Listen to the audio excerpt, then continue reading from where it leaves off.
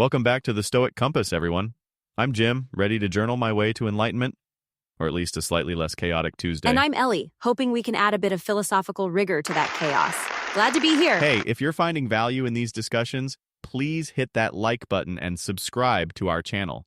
It helps us out a ton. Thanks. Absolutely, your support means a lot. That's right. Today we're diving into the practice of journaling through a Stoic lens. I see. Specifically, we will be discussing an article from theheroicstoic.com called From Ancient Wisdom to Modern Science, How Journaling Can Transform You by Allison Moore. Journaling, huh?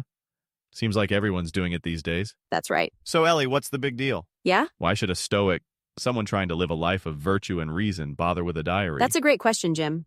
Because journaling, when approached with Stoic principles in mind, can be a powerful tool for self-improvement. Right. It's not just about recording your I day. see. It's about examining your thoughts, your judgments, and aligning your actions with virtue. Okay, so like a Stoic to-do list for the soul? In a way, yes. Right. It's more than I that. see. It's about practicing prosochi, that constant attention to oneself. Prosoch? Sounds fancy. Is that Greek for write it down? Haha, not quite. It means attention, mindfulness, and journaling is a way to cultivate it. Got it. So, how does it fit with those core Stoic ideas, focusing on what we can control? Exactly.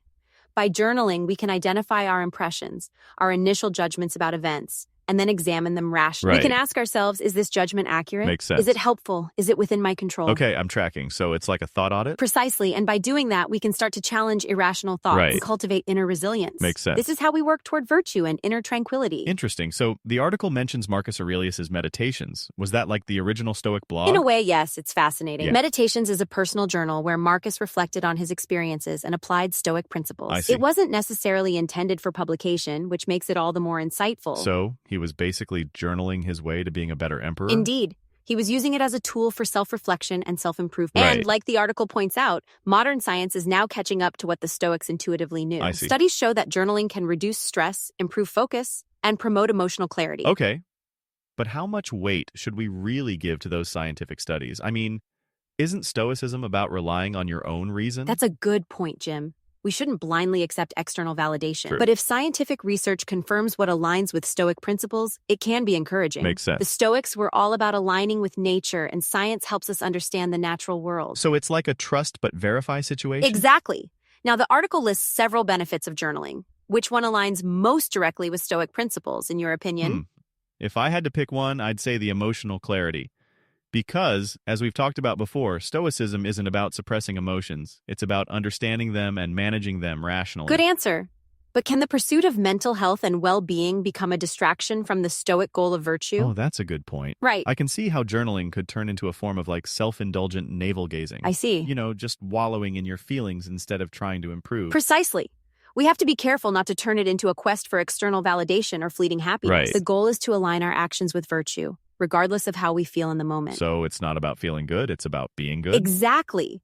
But this cognitive clarity that comes from journaling, how can it help us better understand our impressions and apply Stoic principles? Well, I guess by writing things down, you're forcing yourself to slow down and think critically. It's like putting your thoughts under a microscope. Indeed. Now let's get practical. The article gives tips for starting a journaling practice. Right. What prompts would be most beneficial for a Stoic? Good question. I guess reflecting on the virtues, wisdom, justice, courage, temperance, would be a good start. Right. Asking yourself, how did I embody these virtues today? I see. Where did I fall short? Absolutely. Analyzing your reactions to adversity is another great prompt. Right. How did I respond to this challenge? Yeah. Was my reaction rational and virtuous, or was it driven by emotion? So it's like a post-game analysis for your day? Yes, but what about the pitfalls? Right. What are the potential dangers of journaling from a Stoic perspective? Well, like we said before, it could lead to excessive focus on emotions or a need for external validation. Posting your journal entries online and seeking approval from others. Exactly. Right. And it could also lead to a distorted view of reality. Makes sense. If you're only focusing on your own thoughts and feelings, you might lose sight of the bigger picture. So, how can a Stoic remain objective and avoid these traps? By constantly reminding themselves of Stoic principles, focusing on what they can control, accepting what they cannot, and striving for virtue in all their actions. Journaling should be a tool for self-improvement, not self-obsession. Right. So it's about using the journal to become more objective, not less? Yes? Now, how can journaling help us distinguish between what is within our control and what is not, as advocated by Epictetus? By writing about our challenges, we can start to see which aspects are within our power to change and which are simply external circumstances. Like, I can't control the weather, but I can control how I react to it. Precisely. and that understanding contributes to greater tranquility. Right. Journaling brings us face to face with unpleasant truths about ourselves and the world. I see. So how can we better accept what we cannot change while focusing our energy on what we can control? Well, I guess by acknowledging those unpleasant truths and then asking ourselves, what's the virtuous course of action here? How can I respond in a way that aligns with my values? Exactly. It's about turning those challenges into opportunities for growth and virtue. That's right. It emphasizes the value of journaling as a tool for self-reflection and virtue development. I see. I wonder, does this make sense to you? Makes total sense. Right. You know, this whole journaling thing sounds a lot like premeditatio malorum, right? Exactly. I mean, isn't that another cornerstone of Stoicism? Yes, it is. And you are absolutely right to bring it up. Explain to our listeners what premeditatio malorum is and how it connects with journaling. Sure. So, premeditatio malorum is basically thinking about bad things before they happen, so they don't hit you as hard when they do happen. I see. It's like mentally preparing for the worst. Right. So you can handle it with a clear head. Very well stated. And how can journaling work with this practice? Well, you could use your journal to imagine different scenarios. Think about how you'd react and plan your virtuous responses. You're basically stress testing your stoicism in a safe space. That is a really great way to put Exactly. it. It's also an opportunity to examine our attachments and aversions. Right. Where are we placing too much importance on things outside of our control? Yeah, like, are we really that attached to having a perfect day? Right. Or getting that promotion? Exactly. Or being liked by everyone? I see. Journaling can help us see how those attachments can lead to unnecessary suffering. And by recognizing those attachments, we can start to loosen their grip on us. Right. Now let's reflect on that from a Stoic perspective. I see. How can journaling improve our ability to accept what we cannot change? I think journaling could help us to, process those feelings of frustration or disappointment that come when things don't go our way. Right. By writing about it, we can gain some distance and see things more objectively. Makes sense. It's like saying, okay, this happened. It's not ideal, but Yeah. what can I learn from it? And how can I move forward with virtue? Absolutely. It's about reframing those events in a way that aligns with Stoic principles. But we need to emphasize that acceptance isn't about being passive or resigned. Right.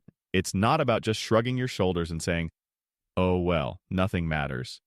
It's about recognizing what's outside of your control so you can focus your energy on what you can influence. Exactly. Now let's pull this all together. What are the key takeaways from our discussion? Okay, so journaling, when approached with Stoic principles in mind, can be a powerful tool for self-improvement. Right. It's not just about recording your day. It's about examining your thoughts, your judgments, and aligning your actions with virtue. Exactly. It's a way to practice prosochi, to stress test your stoicism. I see. And to improve our ability to accept what we cannot change while focusing our energy on what we can control. Very well summarized, Jim. And we encourage our listeners to experiment with journaling, maybe with a Stoic twist.